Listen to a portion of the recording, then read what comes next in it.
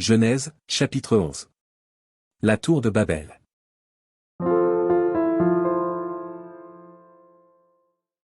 Toute la terre avait une seule langue et les mêmes mots.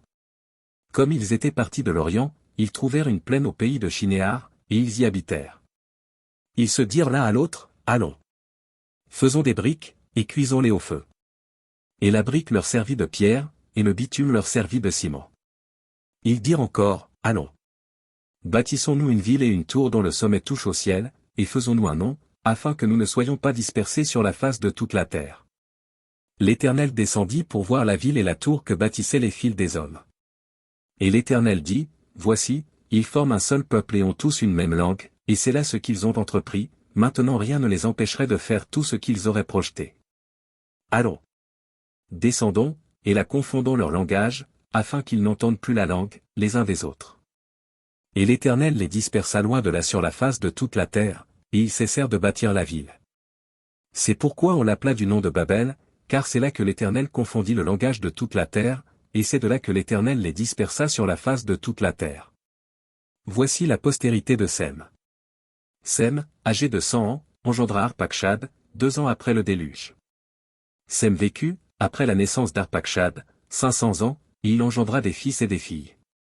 Arpachshad, âgé de 35 ans, engendra Shélakh. Arpachshad vécut, après la naissance de Shélakh, 403 ans, et il engendra des fils et des filles. Shélakh, âgé de 30 ans, engendra Héber.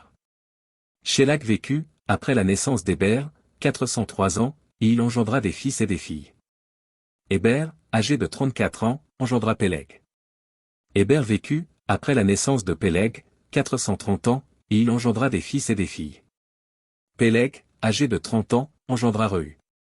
Péleg vécut, après la naissance de Reu, 209 ans, et il engendra des fils et des filles. Reu, âgé de 32 ans, engendra Serug. Reu vécut, après la naissance de Serug, 207 ans, et il engendra des fils et des filles. Serug, âgé de 30 ans, engendra Nachor. Serug vécut, après la naissance de Nachor, 200 ans, et il engendra des fils et des filles. Nachor, âgé de 29 ans, engendra Térakh. Nachor vécut, après la naissance de Térakh, 119 ans, et il engendra des fils et des filles. Térakh, âgé de 70 ans, engendra Abram, Nachor et Haran. Voici la postérité de Térakh. Térakh engendra Abram, Nachor et Haran. Haran engendra Lot. Et Haran mourut en présence de Térakh, son père, au pays de sa naissance, à Ur en Chaldée.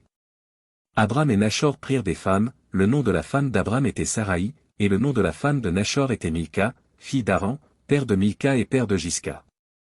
Saraï était stérile, elle n'avait point d'enfant. Térakh prit Abram, son fils, et Lot, fils d'Haran, fils de son fils, et Saraï, sa belle-fille, femme d'Abram, son fils.